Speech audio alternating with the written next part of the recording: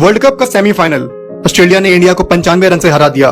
बिना कोई विकेट लिए मैच के 10 ओवर में शामी ने 68 रन दिए। ये बात बहुत कम लोगों को पता होगी कि उस टूर्नामेंट में शामी ने फ्रैक्चर्ड नी के साथ खेला। दर्द के कारण शामी ने धोनी से कहा, माही भाई मैं आज नहीं खेल पाऊंगा। धोनी ने कहा, तुम्हारा खेलना बहुत जरूरी है। अपना करियर रिस्क पे रखकर शामी ने वो मैच खेला और अगला इंटरनेशनल मैच उन्होंने 1.5 साल बाद खेला। मोहम्मद शामी का जन्म 3 सितंबर 1990 को यूपी के साहसपुर गांव में हुआ। पिता तौसीफ अहमद एक किसान थे जो अपने जमाने में फास्ट बॉलिंग किया करते थे। गांव में अच्छी फैसिलिटीज न मिल पाने के कारण वो बड़े लेवल तक नहीं खेल पाए, लेकिन जब अपने बेटे की बॉलिंग को देखा तब वो समझ गए इसमें कुछ खास है। जिस पे बीतता है उससे बेहतर और कौन जान सकता है। पिता ने अपने बेटे के टैलेंट को निखारने की कोई कसर नहीं छोड़ी। जब शामी 15 साल के थे तब तौसीफ जी उन्हें घर से 22 किलोमीटर दूर मुरादाबाद कोच बदरुद्दीन सिद्दीकी के पास ले गए। बदरुद्दीन जी शामी की बॉलिंग से इंप्रेस हुए और उन्हें ट्रेन करना शुरू कर दिया। मैचेस के बाद शामी पुराने गेंदों से रिवर्स स्विंग की प्रैक्टिस करते थे। 1 साल की ट्रेनिंग के बाद शामी को 2006 यूपी अंडर 19 ट्रायल्स के लिए भेजा गया। शामी ने बेहतरीन गेंदबाजी की। पॉलिटिक्स के कारण उनका सिलेक्शन नहीं हुआ। कानपुर से लौटते वक्त बदरुद्दीन जी के कोलकाता वाले दोस्त अब्दुल मुनाम का कॉल आया। उन्होंने कहा डलहौजी एथलेटिक क्लब को क्वार्टर फाइनल लीग मैचेस के लिए एक फास्ट बॉलर चाहिए। बदरुद्दीन जी ने सोचा इससे अच्छा मौका क्या होगा। उन्होंने तौसीफ जी से शामी को 1000 किलोमीटर दूर कोलकाता भेजने को कहा। उनके परिवार में गांव से इतनी दूर आज तक कोई नहीं गया था। उस वक्त ये बात शायद शामी को भी नहीं पता होगी कि अमृतसर मेल की वो टिकट उन्हें इंडियन क्रिकेट टीम तक ले जाएगी। टूर्नामेंट के क्वार्टर फाइनल में शामी को खेलने का मौका नहीं मिला, लेकिन सेमीफाइनल में 4 विकेट झटक के शामी ने कोलकाता में अपने आगाज का ऐलान कर दिया। डलहौजी क्लब के प्लेयर सुमन चक्रवर्ती ने शामी को राजस्थान क्लब में बॉलिंग करने के लिए बुलाया। यहाँ टाउन क्लब के जनरल सेक्रेटरी दिबाब्रता दास शामी की स्मूथ बॉलिंग एक्शन और स्ट्रेट सीम से इंप्रेस हुए। सीजन का वो लास्ट मैच था और उनके डलहौजी क्लब की कॉन्ट्रैक्ट खत्म पर ही थी। दास जी ने शामी को टाउन क्लब ज्वाइन करने को कहा। उन्होंने शामी को सीजन के 75,000 रुपए और दिन के 100 रुपए खाने की कॉन्ट्रैक्ट दी। ये शामी की लाइफ का पहला बड़ा कॉन्ट्रैक्ट था। शामी ने दास जी से पूछा, ये सब तो ठीक है पर मैं रहूंगा कहाँ? दास जी ने शामी को अपने घर पे जगह दी। शामी ने टाउन क्लब के लिए फर्स्ट डिवीजन लीग खेलना शुरू किया, जहाँ उन्होंने सभी को अपने बॉलिंग से इंप्रेस किया। उस सीजन टाउन क्लब की भी परफॉर्मेंस अच्छी थी। दिबाब्रता दास ने बंगाल के सेलेक्टर से शामी को अंडर 22 टीम में शामिल करने के लिए कहा, लेकिन उन्होंने यह कहकर मना कर दिया कि शामी किसी बड़े क्लब के लिए नहीं खेल रहा है। तब दास जी ने संबारन बैनर्जी, जो उस वक्त सिलेक्शन कमेटी के मेंबर थे, उनसे सिर्फ एक बार शामी की बॉलिंग देखने को कहा।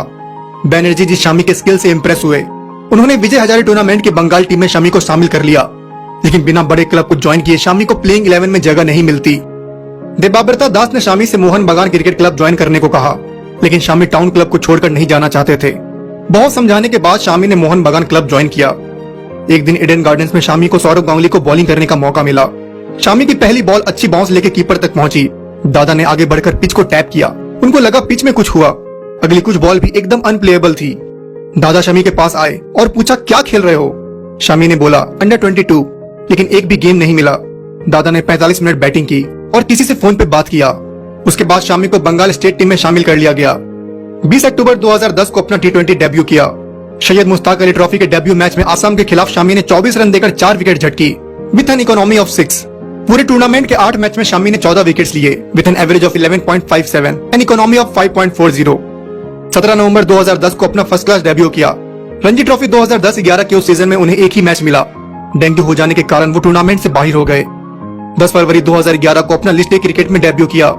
विजय हजारे ट्रॉफी के उस मैच में उड़ीसा के खिलाफ उन्होंने 39 रन देकर 3 विकेट झटकी विथ एन इकोनॉमी ऑफ 3.90। साल 2011 में केकेआर के बॉलिंग कोच वसीम अकरम ने शामी की बॉलिंग देखी और आईपीएल 2011 के लिए उन्हें अपनी टीम में शामिल कर लिया। 2011 की आईपीएल सीजन में तो शामी को खेलने का मौका नहीं मिला। दुलीप ट्रॉफी 2011-12 में शामी को प्लेइंग 11 में जगह नहीं मिली थी, लेकिन अबू नीचम की इंजरी के बाद फाइनल में सेंट्रल जोन के खिलाफ शामी को टीम में खेलने का मौका मिला। उस मैच में शामी ने अपनी तेज धार बॉलिंग से ईस्ट जोन को टाइटल जितवाया। उस मैच के 2 इनिंग्स में शामी ने 8 विकेट झटके with an average of 15.37 N economy of 3.61। ये शामी के करियर का टर्निंग पॉइंट था। शामी को लोग जानने लगे थे। जून 2012 में होने वाले वेस्ट इंडीज ए के खिलाफ अनऑफिशियल टेस्ट मैच में शामी को इंडिया ए टीम में शामिल किया गया।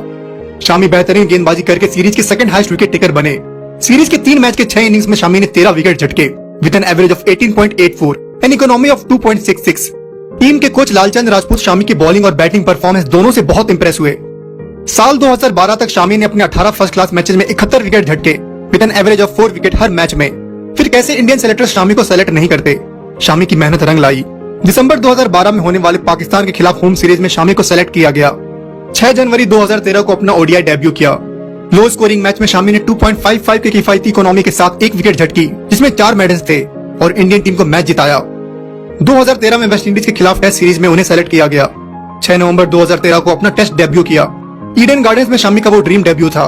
मैच के 2 इनिंग्स में शामी ने 9 विकेट्स लिए, which is the most by an Indian pacer on debut.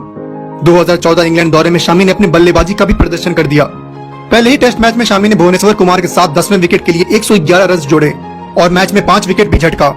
2015 ODI world cup में शामी टीम के एक बहुत इंपॉर्टेंट प्लेयर थे। पहले मैच में पाकिस्तान के खिलाफ 9 ओवर में 35 रन देकर 4 विकेट झटके।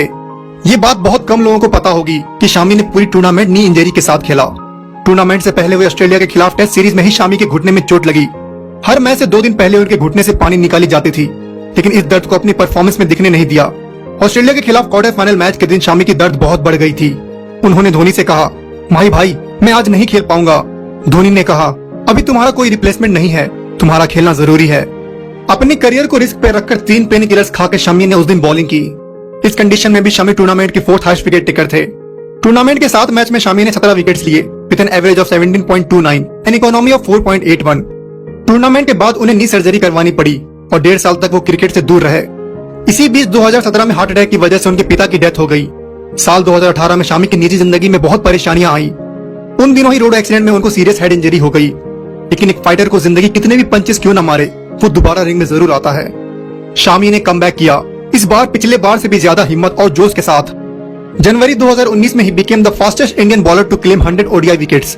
टेस्ट क्रिकेट में उन्होंने अब तक 200 से ज्यादा विकेट झटके हैं। आईपीएल 2019 में पंजाब किंग्स ने शामी को अपनी टीम में शामिल कर लिया। आईपीएल में अच्छे परफॉर्मेंसेस की वजह से 2021 टी20 वर्ल्ड कप में शामी का सिलेक्शन हुआ। पहले मैच में पाकिस्तान के खिलाफ शामी ने 43 रन लुटाए। इंडियन टीम वो मैच हार गई। देखा जाए तो उस मैच में पूरी टीम का ओवरऑल परफॉर्मेंस बुरा था, लेकिन कुछ बेवकूफ लोगों ने मजहब के बेसिस पे शामी को कोसा। उन लोगों को पूरी इंडिया ने अच्छे से जवाब तो दे दिया कि मोहम्मद शामी कौन है। आईपीएल 2022 में गुजरात टाइटंस ने शामी को अपनी टीम में शामिल कर लिया। तो ये थी कहानी एक ऐसे प्लेयर की जिसने अपनी जिंदगी में बहुत कुछ देखा, बहुत कुछ सहा, तब जाके आज इस मुकाम पे वो बंदा है।